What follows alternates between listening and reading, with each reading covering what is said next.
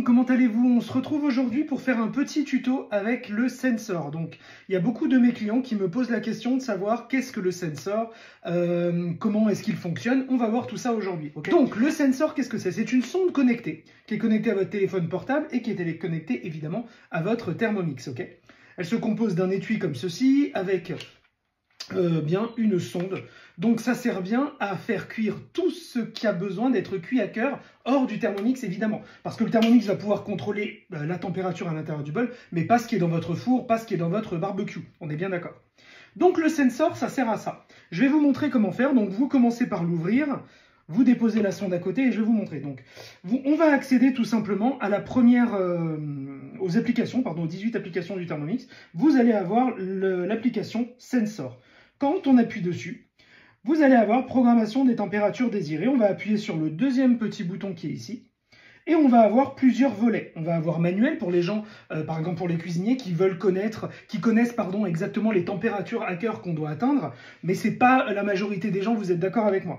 Donc là, c'est vraiment pour les initiés, on va dire, pour les gens qui ont l'habitude d'utiliser des sondes. Okay, donc en l'occurrence, on va avoir gâteau, on va avoir l'onglet pain. On va avoir bœuf, porc, agneau, volaille et poisson. Vous allez comprendre que ce qu'on veut, nous, c'est arriver à une cuisson à cœur d'un magret de canard que l'on va faire tout simplement à la poêle. Vous allez comprendre que c'est très simple. Vous appuyez ici sur volaille. Et sur volaille, ici, par exemple, vous allez pouvoir avoir poulet, dinde, canard, oie. Et quand on descend, c'est tout. Voilà, c'est déjà pas mal. Donc là, on va choisir canard. On va choisir entier, cuisse, pilon ou magret. On va mettre un magret parce que c'est un magret. Et là, on va avoir plusieurs degrés de cuisson à cœur.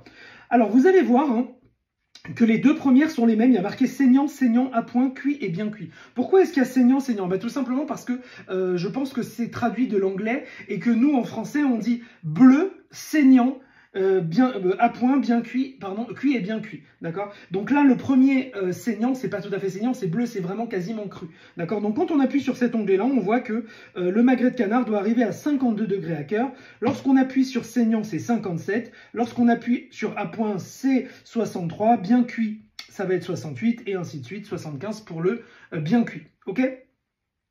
Donc là, il nous suffit tout simplement d'appuyer sur envoyer. Donc nous, on va mettre saignant. Moi, c'est comme ça que j'aime le magret. On va mettre envoyer.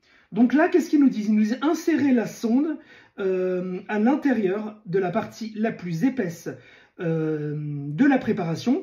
Veillez à ce que la pointe de la sonde et l'encoche, c'est-à-dire que vous avez une petite encoche, là, regardez, je ne sais pas si vous arrivez à voir, mais à mi-chemin de la sonde, vous avez une encoche, voir le mode d'emploi, de toute façon, tout est expliqué, soit à l'intérieur de la préparation sans toucher l'os, si c'est une viande rôtie, ou le moule si c'est un gâteau, d'accord? Donc là, on va envoyer sur OK, tout simplement.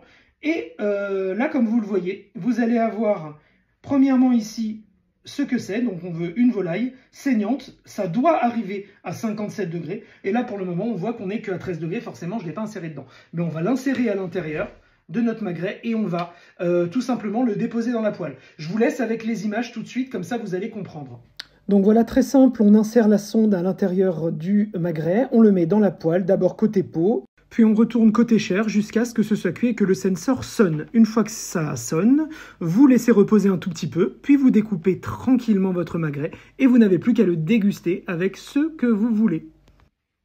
Donc voilà les amis, on a réalisé notre cuisson du magret de canard. Vous avez vu, il est super, il est doré, on s'est régalé en tranches bien fines. Et ce qui est bien, c'est qu'il n'y avait pas, vous voyez, de sang dégoulinant. C'était vraiment cuit à la perfection, moelleux, croustillant, juteux. Vous savez, vraiment, moi, je suis un amateur de viande. Donc là, vraiment, c'était, mais alors, délicieux. Voilà pourquoi je vous recommande le sensor. Si vous aimez faire des pâtisseries, si vous aimez faire du pain, si vous avez déjà eu des problèmes de cuisson, moi, par exemple, avec la brioche, de temps en temps, eh bien, elle est bien trop cuite ou elle a l'air très très cuite dessus, mais dedans c'est pas du tout le cas.